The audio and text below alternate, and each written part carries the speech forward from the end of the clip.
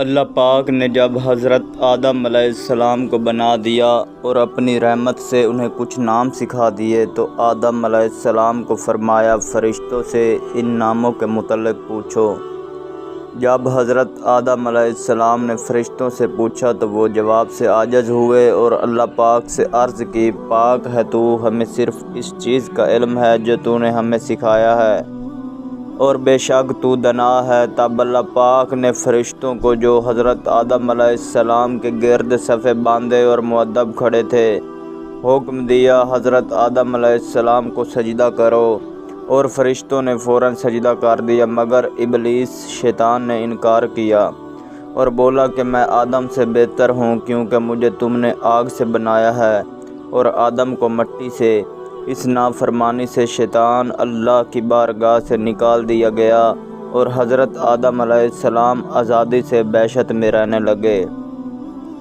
جب حضرت آدم علیہ السلام نے تنہائی محسوس کی اور کسی محرم کے بارے میں سوچا تو اللہ پاک نے اپنی قدرت سے جب حضرت آدم علیہ السلام سو رہے تھے تو ان کے پہلو میں حوا کو پیدا کر دیا۔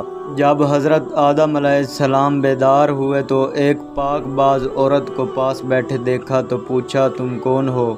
تب حضرت حوا نے کہا، میں تیرے بدن کا حصہ ہوں، اللہ نے مجھے تمہاری پسلی سے پیدا کیا ہے۔ اللہ نے حضرت حوا کو اتنا حسین بنایا تھا کہ اگر تمام عالم کی خوبی کے 100 حصے کریں تو 90 حصے حوا کو ملے اور 10 حصے باقی عالم کو ملے۔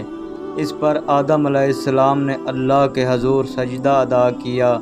اللہ نے آدم علیہ السلام اور حوا کو فرمایا، جنت میں جہاں چاہے رہیں اور جو مرضی کھائیں مگر گیہوں کے درخت کا پھل مت کھانا۔ دوسری طرف ابلیس اللہ کی بارگاہ سے نکالا گیا اور حسد کی آگ میں جل رہا تھا اور کسی موقع کی تلاش میں تھا کیسے آدم اور حوا کو اللہ کی نافرمانی پر راضی کرے۔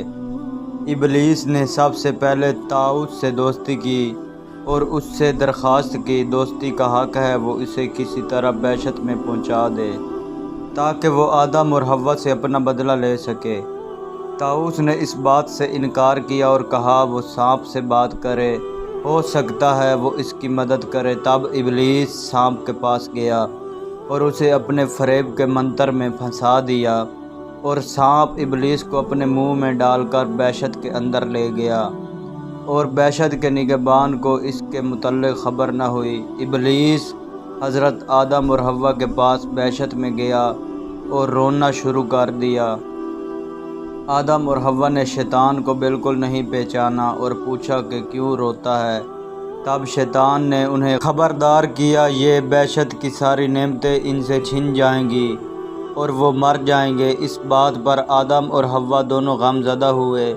تب شیطان نے انہیں کہا کہ میں تمہیں ایک ایسا درخت بتاتا ہوں جس کا میوہ کھانے سے تم ہمیشہ زندہ رہو گے اور موت تمہارا کچھ نہیں بگاڑ سکے گی۔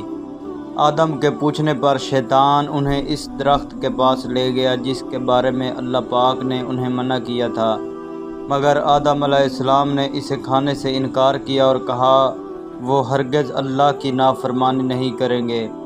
شیطان نے قسم کھائی، میں تمہارا خیر خواہ ہوں، مگر آدم وہاں سے اٹھ کر چلے گئے۔ شیطان حضرت حوا کے پاس گیا اور اسی طرح ان کے دل میں وسوسہ ڈالا اور شیطان کے کہنے پر سانپ نے شیطان کی سچائی کی گواہی دی تو حضرت حوا آدم کے پاس تشریف لائی اور عرض کی کہ سانپ تو بیشت کا خادم ہے اور وہ بھی ابلیس کے حق میں گواہی دے رہا ہے، اس لیے میں پہلے اس درخت کا پھل کھاتی ہوں۔